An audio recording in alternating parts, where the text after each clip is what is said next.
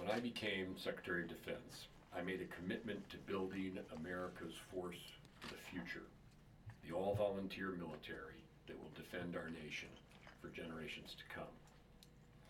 Like our outstanding force of today, our force of the future must continue to benefit from the best people America has to offer.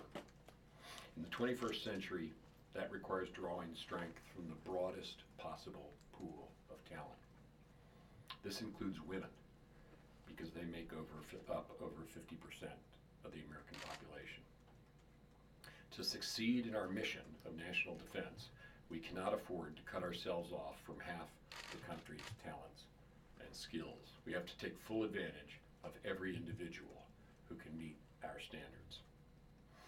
The Defense Department has increasingly done this in recent decades.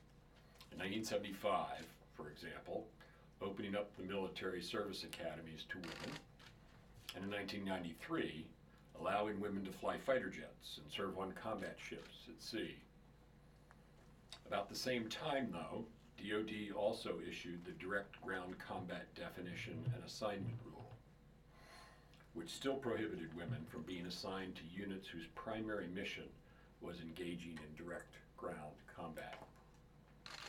That rule was in turn rescinded in January 2013, when then Secretary Panetta directed that all positions be opened to qualified women by January 1st, 2016, that is, less than 1 month from today, while also giving the Secretary of the Army, the Secretary of the Navy, the Secretary of the Air Force, and the Commander of U.S. Special Operations Command 3 years to request any exceptions, which would have to be reviewed first by the Chairman of the Joint Chiefs of Staff and then approved by the Secretary of Defense. As many of you know, I was Deputy Secretary of Defense at the time. That decision reflected, among other things, the fact that by that time the issue of women in combat per se was no longer a question. It was a reality, because women had seen combat throughout the wars in Iraq and Afghanistan, serving, fighting, and in some cases making the ultimate sacrifice alongside their fellow comrades in arms. We've made important strides over the last 3 years since then. We've seen women soldiers graduate from the Army's Ranger School. We have women serving on submarines, and we've opened up over 111,000 positions to women across the services. While that represents real progress, it also means that approximately 10% of positions in the military, that is nearly 220,000, currently remain closed to women, including infantry, armor, reconnaissance, and some special operations units.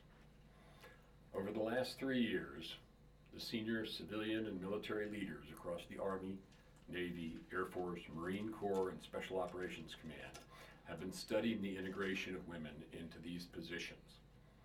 And last month I received their recommendations, as well as the data, studies, and surveys on which they were based, regarding whether any of those remaining positions warrant a continued exemption from being opened to women.